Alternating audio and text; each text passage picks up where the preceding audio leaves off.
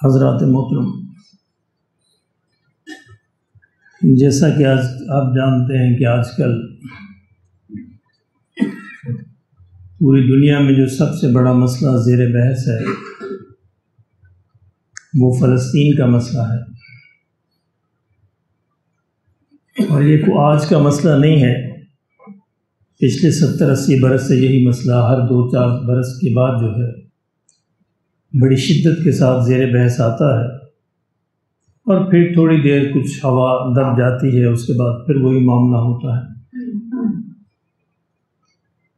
ہمارے ہاں بھی عام طور پر جب کوئی اس طرح کی مسئلہ پیدا ہوتا ہے تو ہم لوگ بھی اپنی مساجد میں، مدارس میں، سڑکوں پر ادھر ادھر تھوڑے سے نعرے لگا کر خاموش ہو جاتے ہیں اور سمجھتے ہیں کہ ہم نے اس کا حق ادا کر دیا۔ کسی بھی مسئلے کا حق ادا کرنے کے لیے ضروری ہے کہ آپ کو مسئلے کا علم ہو۔ پہلی بات تو یہ ہے۔ عام طور پر ہماری یہ عادت ہے، ہماری قوم کی خاص طور پر، کہ لا علمی کے ساتھ ہی ہم بحث شروع کر دیتے ہیں۔ مسائل کا علم نہیں ہوتا، اس کے پس منظر کا علم نہیں ہوتا، پورا اس کے ماضی کا حال کا نہیں پتہ ہوتا، لیکن ہم سمجھتے ہیں کہ ہمیں بحث کرنے کا پورا حق ہے۔ یہ عادت ہمارے ہر میدان کے اندر ہے۔ طب کا علم نہیں ہوتا لیکن ہم ڈاکٹری پہ رائے دے رہے ہوتے ہیں، دین کا علم نہیں ہوتا لیکن ہم دین پہ فتوے دے رہے ہوتے ہیں، انٹرنیشنل سیاست کا علم نہیں ہوتا لیکن ہم انٹرنیشنل بات کر رہے ہوتے ہیں۔ یہ ایک بڑی بری مرض ہے جو ہمارے قومی لیول پر ہمارے اندر پیدا ہو چکی ہے، جس سے مسائل بجائے سلجھنے کے الجھ جاتے ہیں۔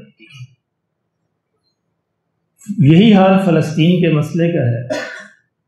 مسجد کے ممبر پر بیٹھ کر جذباتی تقریریں کرنا تو بڑا آسان ہے، لیکن اس مسئلے کو گہرائی سے اس کا جائزہ لینا کہ مسئلہ ہے کیا، اس کا پس منظر کیا ہے، کیوں پیدا ہوا، اس کا حل کیا ہے، کیسے ہونا چاہیے، یہ ذرا مشکل کام ہے، اس لیے ہم اس مشکل سے جان چھڑاتے ہیں۔ آپ میں سے کتنے حضرات کو فلسطین کے جغرافیے کا علم ہے؟ میرا نہیں خیال شاید کسی کو پوری طرح علم کہ فلسطین اصل میں ہے کہاں، کیوں، کس کے اندر گھرا ہوا ہے، کس طرح گھرا ہوا ہے، کس طرح اس کی جان چھوٹ سکتی ہے۔ یہ بات طے ہے کہ اسرائیل ایک ناجائز ریاست ہے، اس میں کوئی شک نہیں، کوئی دو رائے نہیں پوری دنیا میں، جس کو زبردستی بندوق کی نوک پہ بنایا گیا تھا۔ لیکن کیا اب اس کا حل یہ ہے کہ ہم اپنا سر پھوڑ لیں؟ کوئی اگر آپ کے گھر پہ آ کے بدماش قابض ہو جائے تو اس کا حل یہ ہے کہ ہم اس کی گولیوں کے آگے آ کے اپنی جان بھی گنوا بیٹھیں؟ کیا یہ اس کا حل ہے؟ یا یہ اس کا حل ہے کہ عقل مندی سے ہم سوچیں کہ اپنا مکان واپس لینا کیسے ہے؟ اگر کوئی آپ کو یہ جذباتی طور پر ابھارے کہ جاؤ اس کا سر پھوڑ دو، جو بدماش جس نے آپ کے مکان پہ قبضہ کیا ہے اس کی ماں بہن ایک کر دو، سر پھوڑ دو، تو اس سے کیا حل ہوگا؟ وہ 2-4 گولیاں نکالے گا، آپ کا بھی سر پھوڑ دے، تو وہ مکان کے آپ ہی دنیا کے اندر نہیں رہیں گے، مکان کیا کرنا ہے؟ اس کا حل تو یہ ہے کہ بیٹھ کر سوچیں، لمبا پلان کریں، غور کریں کہ ہماری طاقت کس طرح بڑھے، ہم کس طرح اس کا مقابلہ کریں اور کس طرح اپنی جائز ملکیت جو ہے اس کو واپس لیں۔ یہی کچھ فلسطین کے ساتھ ہو رہا ہے۔ یعنی یہ بالکل ٹھیک ہے کہ ان کے جائز مکان پر اسرائیل نے قبضہ کیا ہے، ناجائز ہے، حرام ہے، بدماشی ہے، اس میں کوئی شک نہیں ہے، لیکن اب اس کا حل کیا ہے؟ ایک ہے دعوی ملکیت، یہ بالکل ٹھیک ہے، فلسطینیوں کا دعوی ملکیت بالکل ٹھیک ہے۔ ایک ہے اصل قابض اب کون ہے، وہ کچھ اور ہے، یعنی اصل قبضہ کسی اور کا ہے، اب اس سے قبضہ کیسے واپس لینا ہے؟ یعنی کیا قبضہ واپس لیتے ہوئے، قبضہ کس لیے واپس لینا ہے؟ کہ ہم وہاں پہ رہ سکیں؟ اگر ہم ہی نہ رہے دنیا کے اندر، ہماری ہی جانیں نہ رہی، تو وہ قبضہ کس کے لیے؟ جس کے پاس مرضی۔ تو یہی دنیا فلسطین کے ساتھ کر رہی ہے، ہر 2-4 سال بعد ان کو ابھارتی ہے اور بیچاروں کو 100 کے بدلے 10-20 ہزار مروا کے چپ کر رہا ہے۔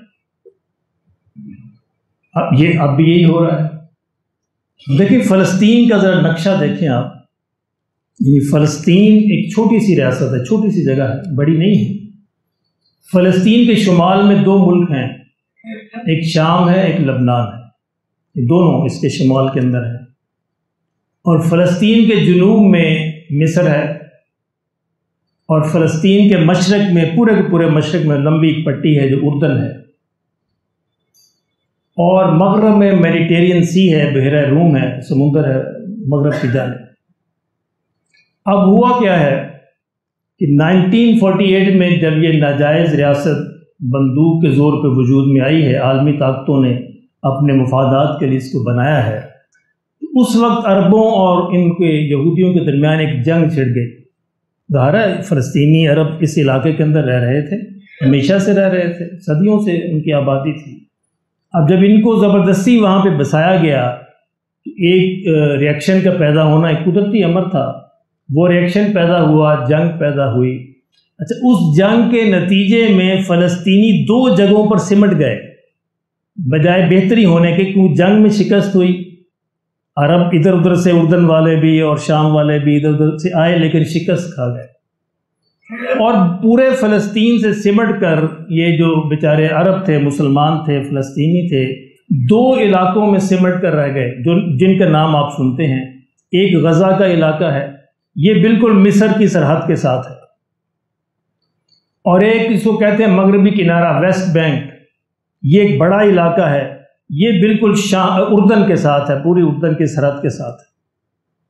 اچھا، کوئی اتنا زیادہ لمبا چوڑا نہیں ہے یہ غزہ کا علاقہ، جو ہے 40 کلومیٹر لمبا ہے، صرف ایک پٹی ہے لمبی سی، 40 کلومیٹر لمبی، 10 کلومیٹر چوڑی ہے، آدھا لاہور بھی نہیں بنتا، یعنی 10 کلومیٹر چوڑائی ہے اس کی، یہاں سے لے کر سمجھ لیں فیصل ٹاؤن تک، اور 40 کلومیٹر اس کی لمبائی، بس یہ پورا غزہ ہے جس کے اندر بڑی گنجان آبادی ہے، 23 لاکھ لوگ اتنی اس جگہ پہ رہتے ہیں، اور یہ دنیا کی سب سے بڑی جیل ہے اس وقت، کیونکہ چاروں طرف سے محصور ہے، چاروں طرف اس کے اسرائیل ہے، ایک طرف سمندر ہے، 3 طرف اسرائیل ہے، چوتھی طرف مصر ہے جس نے سرحدیں بند کر رکھی، وہ کسی کو اجازت نہیں دیتا، نہ پانی کی نہ کھانے کی، کچھ کی، مرو تم یہیں پہ مر دو۔ اب دوسرا علاقہ جو ہے ویسٹ بینک ہے، یہ اردن کے ساتھ ہے، ان دونوں کے درمیان صرف 70 کلومیٹر کا فاصلہ ہے، اور یہاں سے ایک کنارے پہ دوسری تل ابیب ہے جو اسرائیل کا دارالحکومت ہے، وہ بھی 69 یا 60 کلومیٹر ہے یہاں سے، غزہ سے۔ اب یہ جو ویسٹ بینک ہے، یہاں کی آبادی زیادہ ہے، یہاں پہ رملہ جس کو ہم کہتے ہیں، رملہ شہر بھی ہے، نابلس بھی ہے، دوسرے 4-5 بڑے شہر ہیں، ان کی آبادی ذرا زیادہ ہے، یہ اردن کے ساتھ ساتھ ہے۔ اچھا، ہوا کیا کہ 1967 میں یہ عرب اسرائیل جنگ چھڑی، شاید آپ کو معلوم ہو اس کے بارے میں، جس میں شام نے حصہ لیا، مصر نے حصہ لیا، لبنان نے حصہ لیا، اردن نے حصہ لیا، سارے عرب اکٹھے ہو کے آئے لیکن بہت بری طرح شکست کھا گئے۔ اب اس کے نتیجے پہلے جو ویسٹ بینک کا علاقہ تھا یہ اردن کا حصہ تھا، اور جو غزہ تھا یہ مصر کے پاس تھا، اس لیے ذرا زیادہ آزادی تھی۔ اب 67 میں جب انہوں نے شکست کھائی تو پورا ویسٹ بینک جو ہے اسرائیل نے قبضے میں کر لیا، اب وہ بھی اس کا حصہ بن گیا، بجائے آگے بڑھنے کے عرب یہ اور پیچھے ہٹ گئے، اور اسی طرح پورا غزہ بھی اس کے قبضے میں آ گیا۔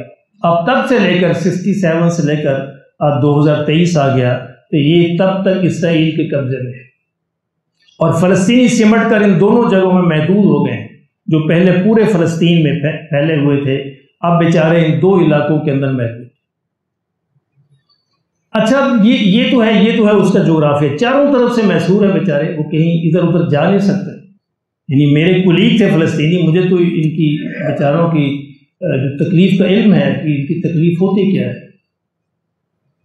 2 قسم کے جذبے ہوتے ہیں، جب کسی کو تکلیف ہونا تو 2 قسم کے جذبے پیدا ہوتے ہیں، ایک ہوتی ہمدردی، سمپتھی اسے کہتے ہیں، لیکن اس موقع پر ایک اور جذبہ پیدا ہونا چاہیے جس کو ایمپیتھی کہتے ہیں۔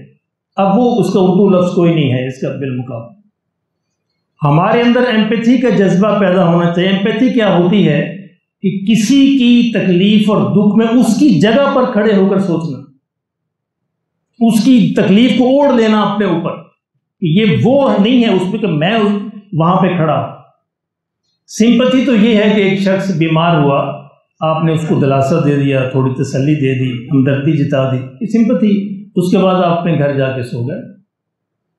اور ایمپتھی یہ ہوتی ہے کہ ایک ماں کا بچہ فوت ہو گیا اور دوسری عورت، اس نے یہ سمجھا کہ اس کا بچہ فوت نہیں ہوا، میرا فوت ہو گیا، اس نے اپنے بچے کو یاد کیا کہ میرا بچہ فوت ہو گیا۔ اب اس کے جذبات بالکل اور ہوں گے۔ سمپتھی تو یہ ہے کہ اس کے 2-4 بول بولے گی، ہمدردی کے گھر آ جائے گی۔ ایمپتھی یہ ہے کہ اب وہ خود مبتلا ہو گئی اس کے اندر، یہ اس کا مسئلہ نہیں ہے، میرا مسئلہ ہے۔ اب ایمپتھی یہ ہے مسلمانوں کی کہ مسلمان اس جگہ پر کھڑے ہو کے سوچیں کہ ہم فلسطین کے اندر ہیں، اگر ہم اس جگہ ہوتے تو ہم کیا کرتے۔ یہ ایک بڑا مسئلہ ہے۔ ایک ہوتا ہے کہ ان کو ابھارنا، نعرے لگانا، مر جاؤ، لڑ جاؤ، ختم ہو جاؤ۔ ایک ہوتا ہے کہ ان کی جگہ پر کھڑے ہو کے سوچیں اگر ہم وہاں پہ ہوتے تو ہم کیا کرتے۔ یہ چھوٹی سی جگہ پر 23 لاکھ بندے جو ہیں اس کے اندر قید ہیں، محدود ہیں۔ اور اب دیکھیے ذرا تھوڑا سا اندازہ لگائیں، وہاں پہ فرض کریں ہم وہاں پہ موجود ہیں، ہمارا وہاں پہ گھر ہے، ہمارے بیوی بچے ہیں، بچے بھی ہیں، چھوٹے بھی ہیں، بڑے بھی ہیں، اور ہمیں وہاں پہ کام کاج کرنے کی آزادی ہے، مسجد جانے کی بھی آزادی ہے، ہسپتال بھی ہے، بازار بھی ہے، معمولات زندگی چل رہے ہیں۔ یہ ہوتا ہے۔ اچھا، آپ ہی کے علاقے میں سے، یعنی تصور کریں کہ اپنے آپ کو وہاں پہ، آپ ہی کے علاقے میں سے کچھ لوگ اٹھتے ہیں اور یہ کہتے ہیں کہ چونکہ انہوں نے ناجائز قبضہ کیا ہوا ہے، اس کا حل کوئی نہیں ہے سوائے اس کے کہ ہم ان کو ماریں۔ اب وہ اسی محلے سے 2, 4, 10, 20, 50 اکٹھے ہوتے ہیں اور باقی محلہ اپنی معمول کی زندگی گزار رہا۔ اب وہ 2, 4, 20 اٹھا کر دشمن پر گولیاں پھینکتے ہیں، بم برساتے ہیں، کچھ بھی کرتے ہیں، جو بھی کرتے ہیں۔ اب اس کے جواب میں جب دشمن ان کو ڈھونڈنے آتا ہے، یہ پکڑنے آتا ہے، تو یہ محلوں کے اندر، گھروں کے اندر چھپ جاتا ہے۔ اب تو وہ کیا کرے گا؟ اب وہ دشمن کیا کرے گا؟ وہ لازماً بم برسائے گا۔ اب وہ بم ان پر برسیں گے جن کا قصور ہی کوئی نہیں، کیونکہ یہ ان کے گھروں میں چھپے ہوئے ہیں۔ یعنی وہ لوگ جو چاہتے تھے کہ ہم اپنے بچوں کو پڑھائیں، ہم آگے بڑھیں، یعنی میں ایک باپ کو جانتا ہوں، اس سے رابطہ بھی کیا کہ آپ کو امداد کیسے پہنچائی جائے۔ اس نے کہا کہ ہم تو موت کے منتظر ہیں، کس امداد کی اب بات کریں، ہمیں تو پانی نہیں مل رہا، خوراک نہیں مل رہی، تو آج نہیں تو کل ایک بم گرے گا، ہم مر جائیں گے۔ میں نے کہا کوئی ویسے اس طرح کوئی پیسوں کی کوئی امداد آپ کو کس طرح نہیں پہنچ سکتی۔ اس نے کہا اس کا فائدہ کوئی نہیں، ہماری زندگی اب 2-4 دن کی۔ یعنی آپ نے وہ مناظر دیکھے نہیں ہیں۔ اب دیکھیں ایک لڑکی 14-15 سال کی لڑکی ہے، وہ کیا ہے، یعنی وہ بیٹھی ہے قبرستان کے اندر، بیٹھی ایک قبر کے سرہانے بیٹھی ہے، اور اس سے وہ بات کرتا ہے، بات کرنے والا جس نے اس کی ویڈیو بنائی ہے، اس نے کہا کہ بیٹی تم یہاں کیوں بیٹھی؟ اس نے کہا کہ میرے گھر کے 8 افراد شہید ہو چکے، میری ماں چلی گئی، میرا باپ چلا گیا، میرا بھائی اسکول جا رہا تھا کہ وہ گولیوں کا نشانہ بن گیا، ایک بھائی اسکول سے واپس آ رہا تھا کہ گولیوں کا نشانہ بن گیا۔ اب وہ آخری جملہ یہ کہتی ہے کہ بس اسی طرح میں بھی کسی دن گولیوں کا نشانہ بن گیا۔ یعنی جس انداز کے اندر وہ کہتی ہے، انسان بغیر روئے رہ نہیں سکتا۔ ایک باپ ہے 10-12 سال کے بچے کو اس نے کاندھے پہ اٹھایا ہوا ہے، اب وہ جا رہا ہے اور آگے سے اس کو فوجی ملتے ہیں، اب وہ ان کی منتیں کر رہا ہے کہ مجھے، میرے بچے کو نہ مارو، مجھے مارو۔ نہیں، ہم تو مارنا ہی مارنا۔ یعنی وہ 15-20 منٹ جو اس نے ان کے ساتھ بحث کی ہے، اپنے بچے کو بچانے کی کوشش کی ہے، لیکن گولیوں کے آگے یہ جو گوشت پوشت کی دیوار کہاں رہتی ہے؟ گولیاں تو گولیاں ہوتی ہیں، نہیں بچا سکا بیچارہ۔ اب وہ آخری لمحے پہ جو اپنے بچے کو بچانے کی کوشش ہے، یہ اتنا تکلیف دہ منظر ہے کہ انسان اس کو دیکھ نہیں سکتا۔ اللہ اکبر۔ ہمارے بھی بچوں کے بچے ہیں گھروں کے اندر، ایک بچی وہاں پہ اپنے مکان کے ملبے پر بیٹھی ہوئی، مکان کے ملبے پر بیٹھی، اس نے اپنے آگے ایک بلی رکھی ہوئی ہے، ایک بھالو رکھا ہوا ہے، ہر آنے جانے والے سے کہتی ہے کہ یہ بلی خرید لو، یہ بھالو خرید لو۔ اب لوگ کہتے ہیں کہ ہوا کیا ہے؟ اس نے کہا کہ بمباری میں میرے سارے گھر والے مر گئے، ایک ماں بچی ہے، اس کو روٹی کہاں سے کھلاؤں؟ مجھے یہ سمجھ نہیں، کوئی میری یہ بلی خرید لے، کوئی میرا بھالو خرید۔ ہم تو نعرے لگا کے خاموش ہو جاتے ہیں. ہمیں تو یہ سمجھنا کہ ہم ان کی جگہ پہ کھڑے ہیں، ہم وہاں پہ ہوتے تو کیا کرتے. یہ بات لمبی ہے. جو آیتیں میں نے آپ کے سامنے تلاوت کی، ذرا ان کا ترجمہ سن لیجیے. اللہ کی قسم یہ ممبر و محراب پہ بیٹھنے والے بھی قرآن نہیں پڑھتے. ان کو بھی بس نعرے لگانے آتے ہیں، بازو بلند کرنے آتے ہیں، اور کچھ نہیں آتا. مسائل کی حقیقت کا علم نہیں ہوتا. یہ آیتیں سنیے اور خود فیصلہ کیجیے کہ ہمیں کرنا کیا ہے. آیت کیا کہتی ہے؟ یا ایھا النبی، اے نبی، حرض المؤمنین علی القتال، مومنین کو قتال کی ترغیب دیجیے. اچھا اب آگے کیا ہے؟ شرط کیا ہے؟ ان یکم منکم 20 صابرون، اگر تمہارے پاس 20 لوگ ہوں گے ثابت قدم رہنے والے، 20 لوگ، یغلبوا 200، تو 200 پر غالب آئیں گے. 200 پر کیا ریشو بنی؟ 1 اور 10 کی. یعنی ایک بندہ ہو 10 کے مقابلے میں، اللہ کہا غالب آئے گا، میرا یہ وعدہ ہے. یعنی تمہاری اگر قوت جو ہے 10 کے مقابلے میں 1 بھی ہے تو لڑو. وَإِن يَكُن مِّنكُم 100 يَغْلِبُوا أَلْفًا، اور اگر تمہارے پاس جو ہے 100 بندے ہوں ثابت قدم رہنے والے، يَغْلِبُوا أَلْفًا مِّنَ الَّذِينَ كَفَرُوا، تو یہ 1000 پر غالب آئیں گے جو کافر ہیں ان پر. بِأَنَّهُمْ قَوْمٌ لَا يَفْقَهُونَ، کیونکہ وہ کافر جو ہے بصیرت نہیں رکھتے. اچھا یہ کیا ریشو بنی ہے؟ اس کو ذرا ذہن میں رکھیے. کتنی ریشو ہے؟ 1 اور 10 کی. آگے سنیے. اور یہ کس زمانے کی بات ہو رہی ہے؟ جب اللہ کے رسول موجود ہیں. اللہ اکبر، صلی اللہ علیہ وسلم. اللہ کے رسول موجود ہیں، ابو بکر موجود ہے، عمر موجود ہے، عثمان و علی موجود ہیں، صحابہ موجود ہیں، اکابر لوگ موجود ہیں. اسی زمانے کی دوسری بات سن لیجئے. الان خفف اللہ عنکم، اللہ کے کیا فرماتے ہیں کہ اب میں نے تم پر معاملے کو ہلکا کر دیا، تخفیف کر دی. کیوں کیا؟ وَعَلِمَ أَنَّكُمْ فِيكُمْ ضَعْفًا وَعَلِمَ أَنَّ فِيكُمْ ضَعْفًا، کیونکہ اب میں نے جان لیا ہے کہ تمہارے اندر ایک کمزوری پیدا ہوگی. یہ کمزوری کیا تھی؟ کہ نئے مسلمان آ رہے تھے. پرانے جو سابقون الاولون تھے مہاجرین، اب وہ نہیں تھے، نئے مسلمان بھی شامل ہو گئے تھے. تو اللہ نے کہا کہ اب تمہارے اندر کمزوری پیدا ہو گئی. اب کیا رول ہے؟ اب اور یہ رول اب قیامت تک ہے. اس کے بعد تبدیلی نہیں آئی پورے قرآن میں. اس آیت کے بعد یہ آیت ابھی بھی یہ آیت حکم ہے. کیا ہوگا؟ فرمایا کہ اللہ نے یہ جان لیا کہ اب تمہارے اندر کمزوری ہے. یہ کمزوری، وہ کمزوری ہماری کمزوری، کوئی مقابلہ ہے اس میں؟ اس کمزوری میں صحابہ موجود تھے، اللہ کے رسول موجود تھے. اس صورت میں بھی اللہ نے یہ شرط لگائی کہ کب مقابلہ کرنا ہے. فَإِن يَكُن مِّنكُمْ، اگر تم میں ہو 100 صابرۃ، 100 ثابت قدم لوگ، 100، یغلبوا 200، وہ 200 پہ غالب آئیں گے. 1 10 کی شرط ختم ہو گئی، اب دگنے کی شرط رہی. 1 ہو تو 2 پہ غالب آئے گا. کم از کم آدھی طاقت ہونی چاہیے تمہارے پاس اگر تم نے مقابلہ کرنا ہے. وَإِن يَكُن مِّنكُمْ 1000 يَغْلِبُوا، اور اگر تمہارے پاس 1000 لوگ ہیں صبر کرنے والے ثابت قدم، يَغْلِبُوا 2000 بِإِذْنِ اللَّهِ، تو پھر اللہ کے حکم سے 2000 پہ غالب آئے. اب کیا ریشو بنی؟ 1 اور 2 کی. پہلے ریشو تھی 1 اور 10 کی. حکم تھا کہ 1 10 کے مقابلے میں 1 ہو تب بھی جہاد کرو. اب اللہ نے کہا کہ نہیں، اب میں نے کمی کر دی ہے، تخفیف کر دی، وہ کمزور لوگ بھی آ گئے ہیں. اب تمہارے لیے 1 اور 2 کا مقابلہ ہے. اگر تمہارے مقابلے میں کافر دگنے ہوں تو ان کا مقابلہ کرو اگر تمہاری طاقت ان سے کم از کم آدھی ہے، اور اگر آدھی بھی نہیں ہے تو پھر خودکشی ہے. کیوں جی؟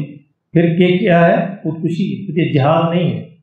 تو فلسطینیوں کی اسرائیل کی طاقت کا کمپیریزن کیا ہے؟ 0 ہے. 0 ریشو کوئی نہیں ہے.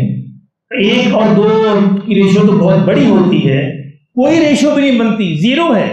یعنی ان کے پاس کوئی بندوق تک نہیں، جہاز تک نہیں، ان کے پاس تو پتھر ہے اور یہ چند ہاتھوں کے بنائے ہوئے راکٹ ہے. اب اس حال کے اندر ان کو یہ کہا جاتا ہے کہ تم لڑو اور مرو اور جہاد کرو، قرآن کے اس حکم کی خلاف ورزی، اور انجام وہی ہوگا جو ہو رہا ہے. یعنی 1 ماریں گے ادھر سے 1000 ماریں گے، وہ 2 ماریں گے 20,000 ماریں گے، وہ 1 مکان گرائیں گے وہ پورے کی پوری آبادی صاف کر دیں گے. اور یہ ہو رہا ہے. پچھلے 80 برس سے ہو رہا ہے۔ اور جو یہ کہتا ہے، یہ سمجھاتا ہے، اس کو کہتے ہیں بے وقوف ہے، بے غیرت ہے۔ ہم بے غیرت اچھے ہیں، میں بے غیرت اچھا ہوں، مجھے اپنی قوم کو بچانا ہے، مجھے اپنے بچوں کو بچانا ہے، مستقبل کے لیے بچانا ہے، ان کو کھڑا کرنا ہے، ان کو تعلیم دینی ہے، ان کو شعور دینا ہے، ان کو علم اور سائنس پڑھانی ہے، تاکہ ایک وقت آئے وہ اس مقابلے کے قابل ہو جائے۔ اگر میں ایسے اپنے بچوں کو مرواتا رہا، یہ کہنا تو بڑا آسان ہے کہ شیر کی ایک دن کی زندگی گیدڑ کی 100 سالہ پھر، وہ کہنا بڑا آسان، کیا بنا کہہ کے مر گئے، ختم ہو گئے، اس کے بعد پورے انگریز قابض ہو گئے پورے، اور صحیح جیسے سمجھاتے سمجھاتے مر گئے کہ لوگوں علم حاصل کر لو، انگریز کی زبان سیکھ لو، تعلیم حاصل کرو، سائنس سیکھو، اس کے مقابلے میں آؤ۔ اور جو سمجھانے آتا تھا کہتا بے وقوف ہے، ایجنٹ ہے، یہ ایجنٹ ہے، انگریز کا ایجنٹ ہے، انگریز کے ایجنٹ کہتے کہتے کافر کہتے کہتے مر گئے، اور لیکن اس ایجنٹ کی بات آج بھی صحیح ہے، اس کی بات اس وقت مانی جاتی تو مسلمان آج سے 50 سال پہلے آزاد ہوئے۔ یہ عجیب المیہ ہے ہمارے ساتھ، جو ہماری ہمدردی کرتا ہے، سمجھاتے ہیں، ہم اس کو ایجنٹ کہتے ہیں، بے وقوف کہتے ہیں، غدار کہتے ہیں، کمزور کہتے ہیں، بے غیرت کہتے ہیں۔ کہنے دیجئے کہ ہمیں حق بات کہنی ہے، ہمیں اپنی قوم کو مروانا نہیں ہے، بچانا ہے۔ اس وقت بڑا المیہ یہ ہے کہ قوم کو بچائیں کیسے، فلسطینیوں کو بچائیں کیسے، جو رہی سہی ان کی قوت ہے، وہ چند پتھر جو ان کے پاس، اس کو کیسے ہم سمیٹ لیں تاکہ مستقبل کے کام آ سکے۔ خدا کے لیے اب سمجھانے کی بات یہ ہے، یہ کہا جائے کہ کم از کم اس وقت تک خاموش رہیے جب تک تمہاری قوت دشمن کے مقابلے میں آدھی نہیں ہو جاتی۔ یہ بھی جہاد ہے، یعنی اس وقت تک خاموشی کے ساتھ قوت کا حاصل کرنا، اپنے آپ کو مضبوط بنانا، طاقتور بنانا، اپنا اسلحہ اکٹھا کرنا، یہ بھی جہاد ہے۔ ٹکرانا جہاد نہیں ہوتا، ٹکرا لو، اپنا سر پھوڑ دو اور مر جاؤ اور خودکشی کر لو، یہ جہاد نہیں ہوتا۔ جہاد کے اندر پلاننگ ہوتی ہے، جہاد کے اندر طاقت ہوتی ہے، پلاننگ ہوتی ہے، منصوبہ بندی ہوتی ہے اور تیاری ہوتی ہے۔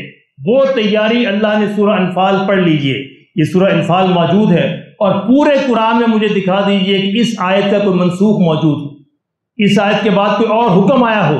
اب یہ حکم قیامت تک کے لیے نافذ ہے، یعنی مسلمان جہاد تب کریں جب دشمن کے مقابلہ میں سائنسی طور پر، ملٹری طور پر، ایئر فورس کے طور پر، بحریے کے طور پر، سارے طور پر ان کی کم از کم دشمن سے آدھی قوت موجود ہے۔ اور اگر آدھی قوت بھی موجود نہیں ہے تو پھر سب سے بہترین طریقہ، بہترین حل یہی ہے کہ پھر وہ خاموشی سے اپنی قوت میں اضافہ کریں، خاموشی کے ساتھ جو ہے اپنی قوت کو بڑھائیں، علم اور سائنس کو سیکھیں، اور اس وقت کا انتظار کریں کہ جب ان کی قوت جو ہے وہ کم از کم آدھی ہو جائے دشمن کے مقابلہ میں۔ اللہ ہمیں یہ سمجھ نصیب فرمائے۔ تو میں یہ عرض کرنے کی کوشش کر رہا ہوں کہ ہم کیا کر سکتے ہیں؟ ہم یہ کر سکتے ہیں کہ کم از کم اس پیغام کو عام تو کریں، اس پیغام کو اپنی حکومتوں تک پہنچائیں، جہاں جہاں ہم پہنچا سکتے ہیں ان کو بتائیں کہ تمہاری ذمہ داری کیا ہے۔ تمہاری ذمہ داری یہ ہے کم از کم جو ہے ان کی جو اخلاقی اور ان کی کوئی مالی، ان کی کوئی یہ جو غذا کے طور پر ان کی کوئی نہ کوئی مدد کی جائے۔ اگر وہ یہ بھی نہیں کرتے تو کم از کم ہم اپنی حکومتوں کے خلاف تو ہم آواز بلند کر سکتے ہیں، اور وہ بھی پرامن طور پر ہمیں یہ آواز بلند کرنی چاہیے۔ اللہ ہمارے حال پر ہے۔ ذرا اندازہ کیجئے کہ یورپ کے اندر لاکھوں لوگوں نے احتجاج کیے، یورپ کے اندر بڑے بڑے، وینس کے اندر، برسلز کے اندر، لندن کے اندر، پیرس کے اندر، اسپین کے اندر، بارسلونا کے اندر لاکھوں لوگ سڑکوں پہ نکلے ہیں اخلاقی امداد کے لیے کہ ہم ان کے ساتھ ہیں۔ خود امریکہ کے اندر مظاہرے ہوئے، ہمارے ہاں کوئی ایسا قابل ذکر مظاہرہ بتائیے سوائے اس سے کہ ہم نے ممبروں پر بیٹھ کر چیخ و پکار کی۔ یعنی ہم تو اس قابل نہیں ہیں کہ ہم 10-20 ہزار 1 لاکھ بندہ یعنی معزز طریقے سے، باوقار طریقے سے، پرامن طریقے سے سڑک پر آ کر لوگوں کو دکھا سکے، میڈیا کو، کہ ہم بھی ان کے ساتھ ہیں، سوائے اس سے کہ ہم نعرے لگائیں اور چیخ و پکار کریں۔ ہم نے بس یہی سیکھا ہے۔ اللہ ہمیں اس کی سمجھ نصیب فرمائے، سنت ادا فرمائے۔